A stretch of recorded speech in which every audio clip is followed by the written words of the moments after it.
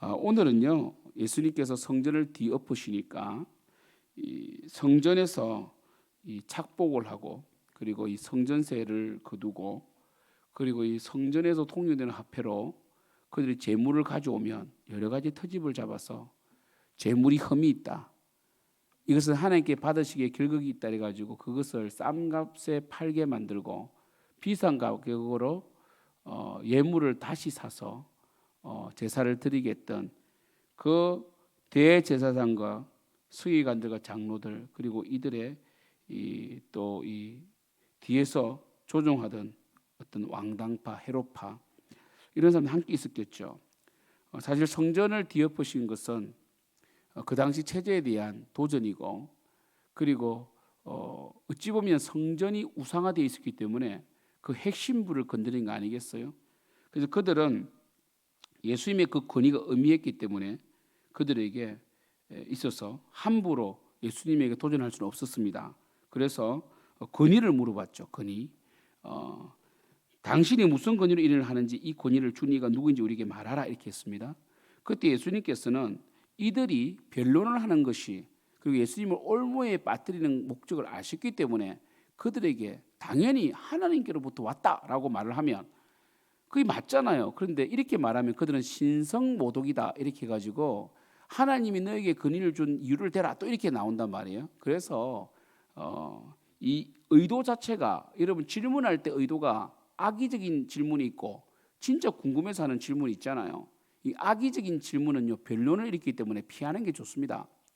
그래서 그들은 권위를 물어봤을 때 예수님께서 세례 요한을 통해서, 세례 요한은 그럼 하늘로부터냐 아니면 이 사람으로부터냐라는 질문을 다시 되묻게 되죠. 그래서 그들은 모르겠다고 했습니다. 얼마나 완악합니까? 세례 요한은 당연히 하늘로부터 온 권위였죠. 그런데 그들이 결국은요, 헤롯이 세례 요한을 목 베어 죽였잖아요. 그죠? 여러분 보십시오. 세례 요한은 요단강에서 세례를 줄 때 제3을 선포했습니다. 이것은 정면으로 성전 제사와 배치되는 거죠. 생각해 보세요. 그 당시 구약은 구약 시대잖아요. 예수님이 이 땅에 오셨지만 예수님이 십자가를 지시고 부활하심으로 성령께서 부어주신 거 아닙니까? 물론 삼위일체 하나님, 성령 하나님은 역사하시지만, 그래서 이 예수님 당시에도 구약 제사가 있었잖아요. 그죠? 그런데 이 구약 제사는 뭡니까? 인간이 죄를 지으면 성전에 와서 제물을 성전에서 사든지 아니면 제물을 끌고 와서 제사장의 검사를 맡고 합당한 예물이면 하나님께 드리고, 합당하지 않으면 그것을 싼 값에 팔고 다시 비싼 가격으로 제물을 사서 예배를 드렸단 말이에요. 그걸 통해서 엄청난 이익을 가야바와 안나스 대제사장 가문이 착취하고 있었습니다. 그런데 그들이 요단강으로 간 거죠. 세례 요한 때문에. 그리고 세례 요한이 물로 세례를 주면서 제사함을 그러니까 예수님처럼 제사함을 할 수 있는 권세가 있는 것은 아니지만 예수님께서 회개의 세례를 베풀었잖아요. 회개는 뭡니까? 결국은 예수님께 죄를 사해 주시지만 죄를 깨닫는 거 아니겠어요? 그러니까 그들이 성전에 간 것이 아니라 요단강으로 가니까 어떻습니까? 성전의 수입이 줄어들 거 아닙니까? 그래서 그들은요, 세례 요한을 탐탁지 않게 여겼단 말이에요. 제사장들이. 세례 요한의 메시지는 맞았어요. 회개하라, 천국이 가까웠느니라. 그런데 실제로 회개하라, 천국이 가까웠느니라라는 이 메시지는 성전에서 선포되어야 할 말씀인데 성전이 기능을 제대로 하지 못하니까 광야에서 이 소리가 외쳐졌단 말이에요. 그러니까 예수님께서 너희들은 세례 요한이 성전이 아니라 요단강에서 세례를 주고 제3의 회개의 말씀을 선포한 것을 인정하느냐라고 물었단 말이에요.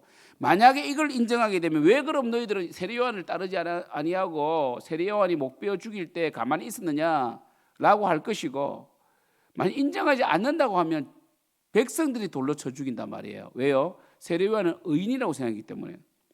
그러니까 그들이 뭡니까? 뭐라고 했습니까? 우리 모르겠다 했습니다. 예수님께도 모르겠다 했습니다. 참 완악하죠.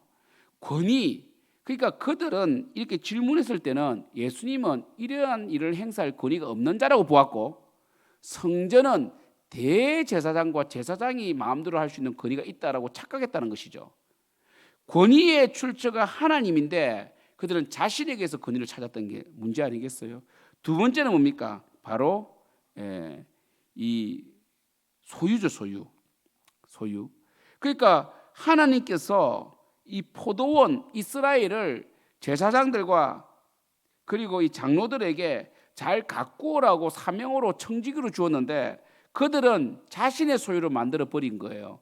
자신의 사상으로. 그러니까 백성들을, 정말 백성들이 하나님을 만나게 하고 하나님께 올바른 예배를 드리게 하고 하나님 안에 평화를 누리게 해야 될 사람들이 오히려 백성들을 착취하고 백성들로 하여금 성전에서 멀어지게 만들어 버렸단 말이에요. 그래서 마지막 주인이 포도원 소출을 받으려고, 포도원 소출은 열매 아닙니까? 그러니까 이 선한 열매를 얻기 위하여 마지막 아들을 보내었어요. 아들은 존재하겠지. 왜? 아들은요 곧 그 주인과 동일 아닙니까? 여러분, 하나님의 아들 예수 그리스도라고 하는 것은요 예수님이 하나님이라는 겁니다. 왜요? 송아지도 소잖아요. 소와 송아지가 다른 게 아니잖아요. 그죠? 근데 여호와 증인 같은 경우는 하나님의 아들이라 했다고 예수님을 하나님이 아니라고 그래요. 정말 참 원어도 모르는 사람들 아니겠어요?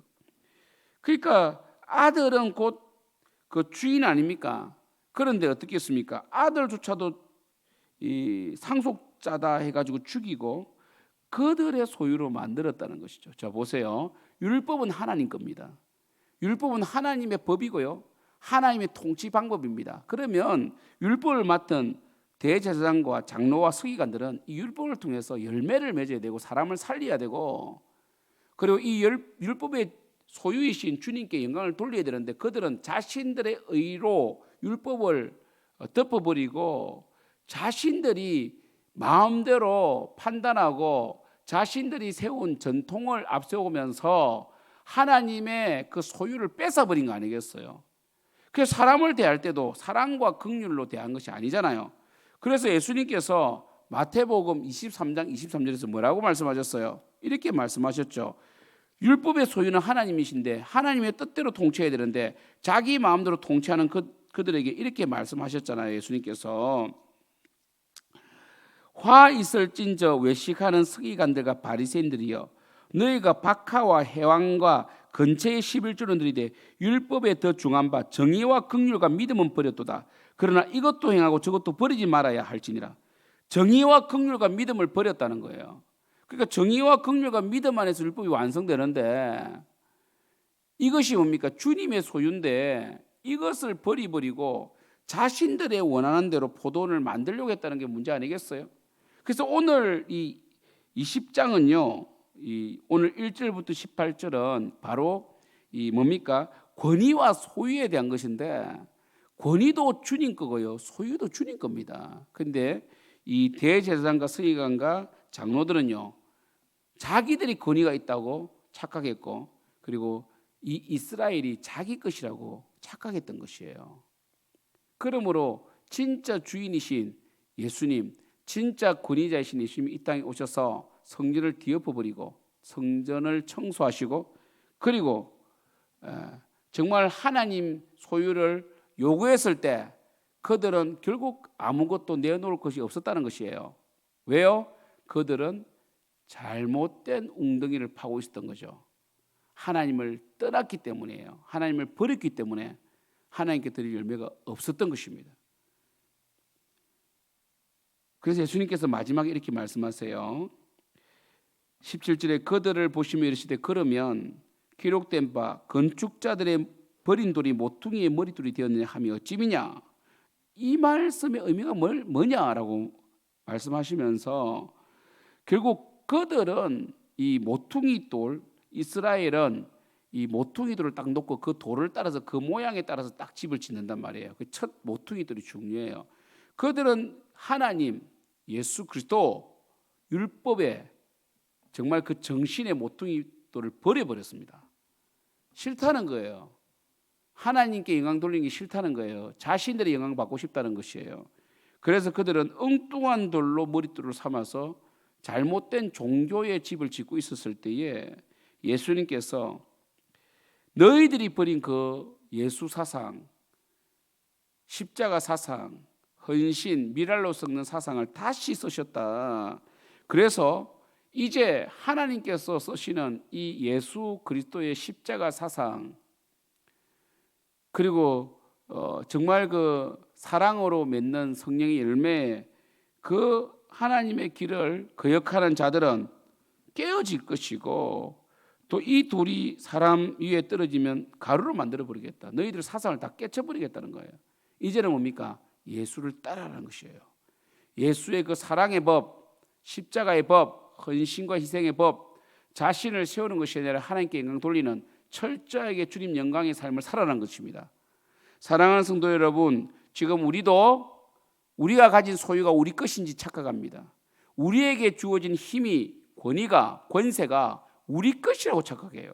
우리는 이 땅에 욥의 고백처럼 적신으로 이 땅에 왔습니다. 뻘거벗은 몸으로 빨간 핏덩이로 이 땅에 왔어요. 우리는 적신으로 왔다가 적신으로 돌아갑니다. 우리에게는 어떤 권세도 어떤 권위도 없어요. 우리가 할 수 있는 일은 진정한 권위의 주인이신 주님의 그 권위를, 그 권위 앞에 순종하고 주님의 뜻대로 사는 것이 바로 권위를 인정하는 것이고요. 두 번째로 주님의 소유, 모든 것이 주님의 것임을 인정하고 열심히 우리 머나 비유, 달란트 비유 앞에서 배운 것처럼요, 주님께서 이 땅에 오셨을 때에, 아니면 우리가 마지막 날 천국 갈 때에 주님께서 주신 재능, 주님께서 주신 물질, 주님께서 주신 시간을 잘 써서 영혼을 살린 열매가 있기를 축복합니다. 그것이 아들을 존대하는 것이고 주인을 존대하는 것이에요. 만약 이렇게 살지 않으면 여러분의 인생은 산산이 부서질 것입니다. 기도하겠습니다.